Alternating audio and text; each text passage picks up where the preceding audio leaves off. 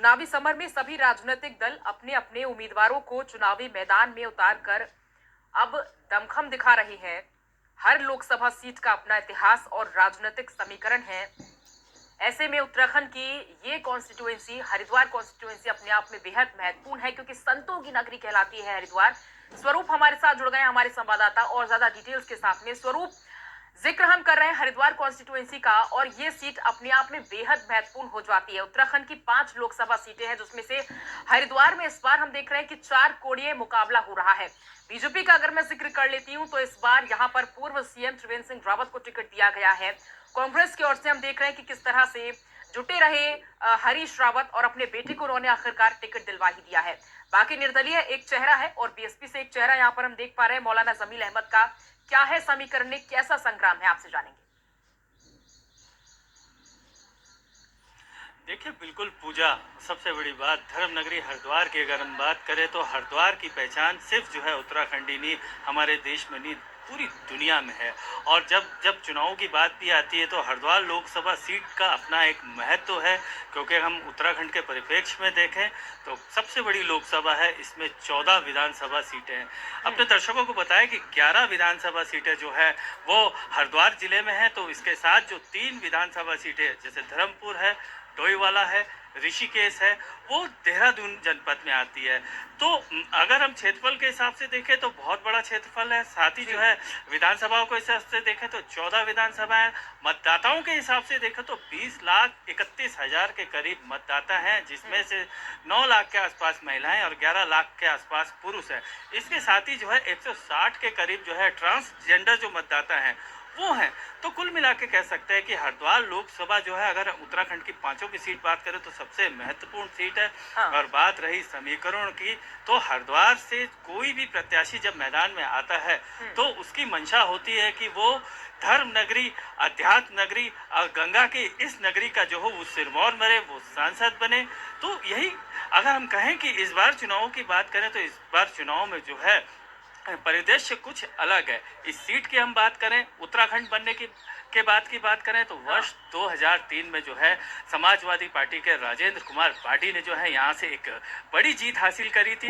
तो उम्मीद लगाई थी लोगों ने कि जो है आगे के वर्षों में जब भी चुनाव होंगे तो जो जो समाजवादी हैं या बहुजन समाज पार्टी के जो लोग हैं, उन्होंने उम्मीद की थी कि आगे भी जो है उनका जो जीत का सिलसिला है वो लगातार बढ़ता रहेगा। मगर हरिद्वार के मतदाता बहुत समझदार हैं और हमेशा जो है अपने भविष्य का सोच कर ही फैसला करते हैं। 2009 में जो है एक बार फिर जो है इस सीट से जो है कांग्रेस ने जीत हासिल की। तो कुल मिला के कह सकते हैं कि पहले जो सपा थी तो वो दोबारा उसे मौका नहीं मिला। 2009 में जो है कांग्रेस से जो है हरीश रावत ने जो है बड़े मार्जिन से जीत हासिल की।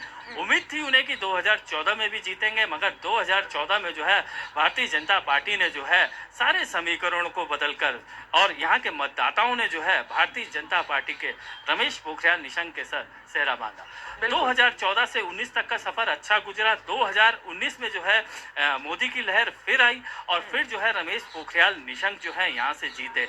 2023 की हम बात करें तो उम्मीद की जा रही थी कि एक बार जो है उनका टिकट फिर से रिपीट किया जाएगा, मगर जनता जो है बहुत समझदार है। बात में जो है उनकी बात को लेकर भी जो है राजनीतिक दलों को आगे चलना पड़ता है। कहीं ना कहीं कुछ नाराजगी थी या फिर कहीं ना कहीं जो है संगठन में मतभेद थे।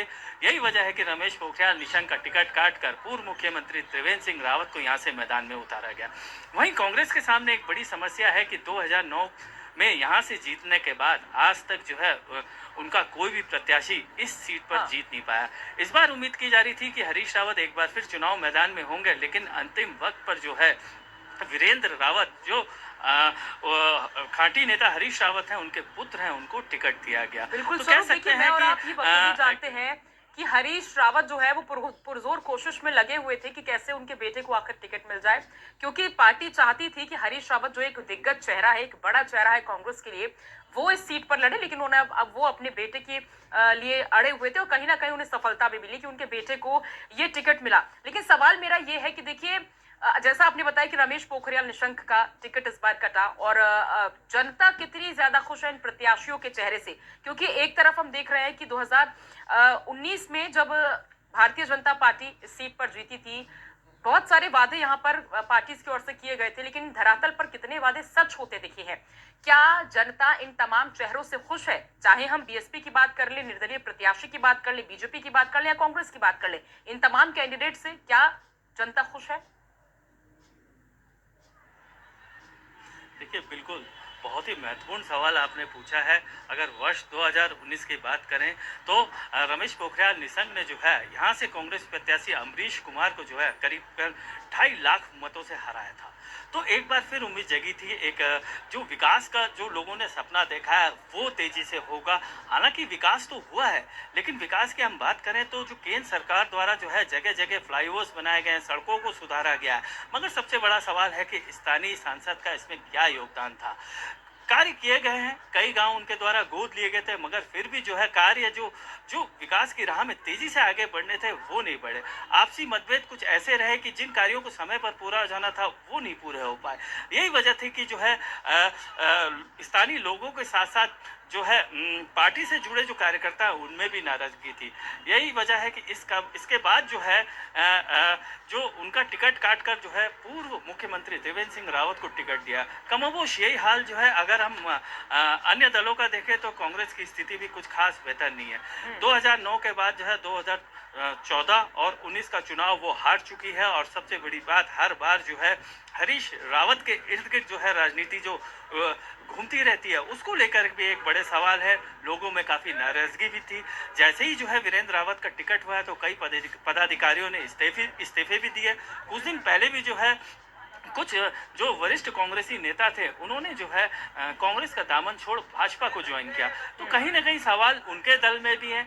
रही बात अगर हम निर्दलीयों की बात करें तो उमेश कुमार एक ऐसा नाम है जो बीच में जो है पिछले कुछ समय से जो है उत्तराखंड की राजनीति में एक कह सकते हैं कि हम बहुत तेजी से उभरता हुआ नाम है। जिस तरह उन्होंने जो है खानपुर से जो है निर्दलीय जो सीट निकाली, निर्दलीय विधायक बने और एक खानपुर क्षेत्र के दिग्गज कुंवर प्रणव सिंह चैंपियन को पटकनी दी।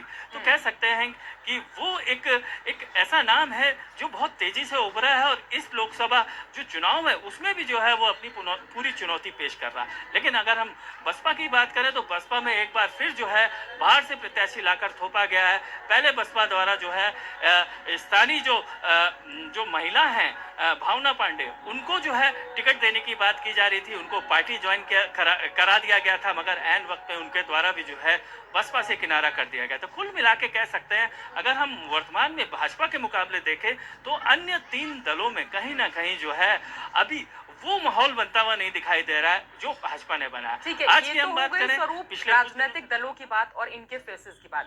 लेकिन अगर हम जिक्र करें मतदाताओं की, तो इस बार हम देख रहे हैं, देखिए महिला मतदाता और पुरुष मतदाताओं की संख्या में बहुत ज्यादा अंतर नहीं है। महिलाएं भी अब देखते हैं कि किस तरह से बढ़ चढ़कर इस दिन को किस तरह से वो सहयोग करती हैं, हिस्सा लेती हैं।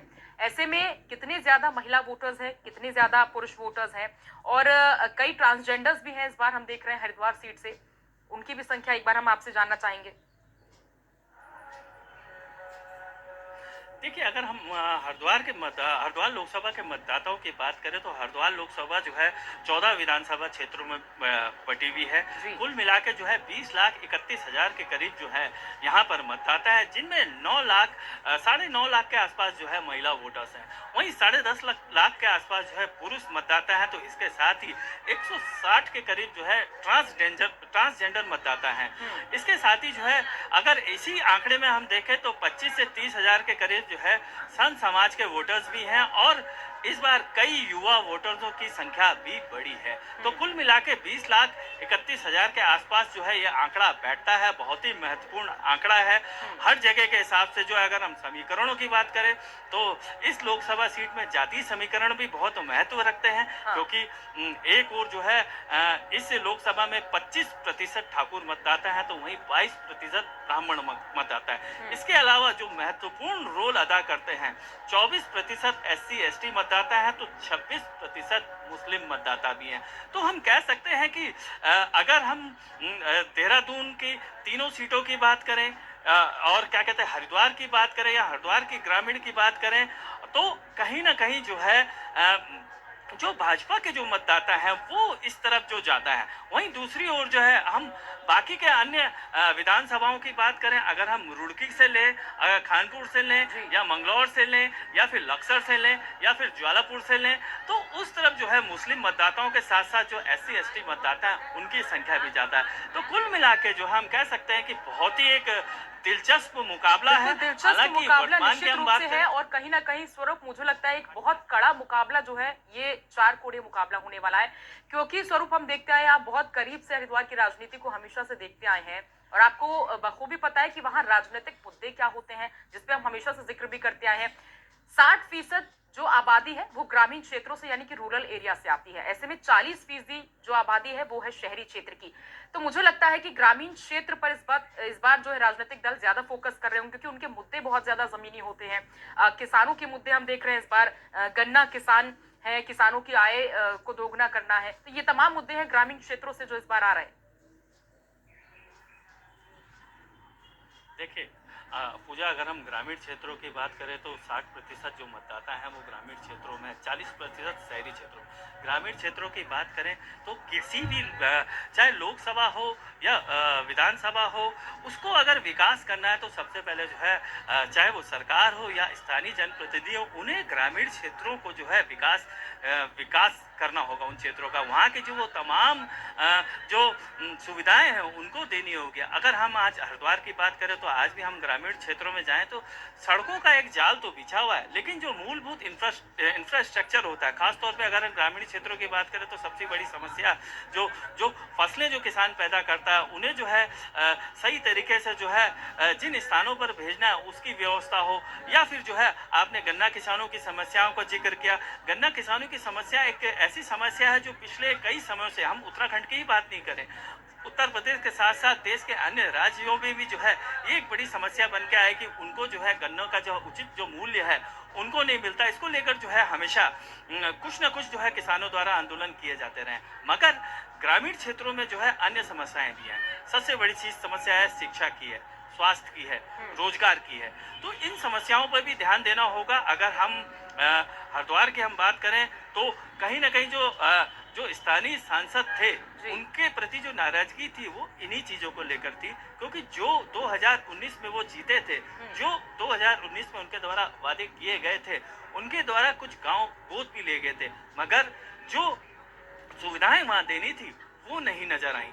यही वजह है कि लोगों की नाराजगी थी। और हम कह सकते हैं कि इस संपूर्ण प्रकरण में अगर हम भाजपा संगठन की बात करें तो वो बहुत ही संवेदनशील है, हर विषयों पर नजर रखता है, गहराई से परखता है, और यही वजह है कि कहीं ना कहीं इन्हीं सब बातों को लेकर जो है यहाँ के जो निवर्तमान जो सांसद थे उनका टिकट काट के जो है त्रिवेंद्र सिंह रावत को मैदान पे उतारा गया। तो कह सकते हैं कि जनता बेहद समझदार है, चाहे वो ग्रामीण क्षेत्र की जनता हो चाहे वो शहरी क्षेत्र की जनता हो। आज दोनों क्षेत्रों की जनता जो है सोशल मीडिया हो या फिर जो अन्य प्रचार प्रसार के माध्यम हो उनसे जो है जुड़ी रहती है, देखिए पूरी जनता तरह से समझदार अवेयर है, है उसे बखूबी पता है कि उसे किस नेता को आखिर चुनना है, और इस बार हम देख रहे हैं कि टिकट जो है वो बदले भी गए हैं, चाहे बीजेपी हो चाहे कांग्रेस, जो प्रत्याशी है वो बदला है। स्वरूप, बहुत शुक्रिया करेंगे आपका इस पूरी जानकारी को हम तक साझा करने के लिए। और फिलहाल जितेंद्र चमोली